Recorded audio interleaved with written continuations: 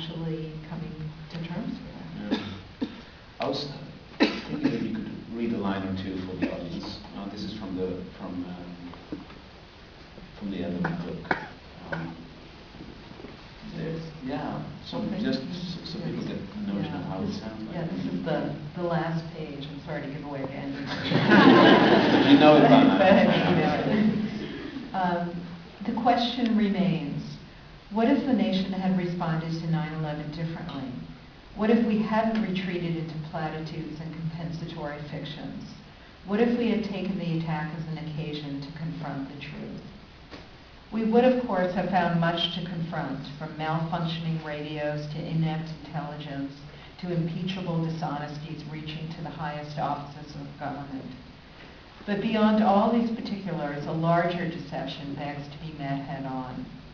When an attack on home soil causes cultural paroxysms that have nothing to do with the attack, when we respond to real threats to our nation by distracting ourselves with imagined threats to femininity and family life, when we invest our leaders with a cartoon masculinity and require of them bluster in lieu of a capacity for rational calculation, and when we blame our frailty on fifth-column feminists, in short, when we base our security on a mythical male strength that can only measure itself against a mythical female weakness, we should know that we are exhibiting the symptoms of a lethal, albeit curable, cultural affliction. Our reflexive reaction to 9/11, fantastical, weirdly disconnected from the very real emergency at hand, exposed a counterfeit belief system.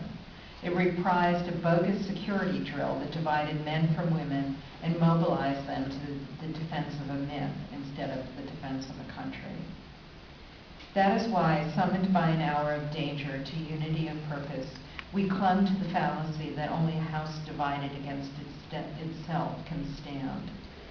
That self-delusion, so deeply ingrained in our history, so heavily defended by our culture, calls out for refutation. We live at a moment of great possibility. By returning us to the original trauma that produced our national myth, the attacks on 9/11 present us with a historic watershed. Faced with a replay of our formative experience, we have the opportunity to resolve the old story in a new way that honors the country and its citizens. We never really lacked that capacity. We just buried it under a fantasy.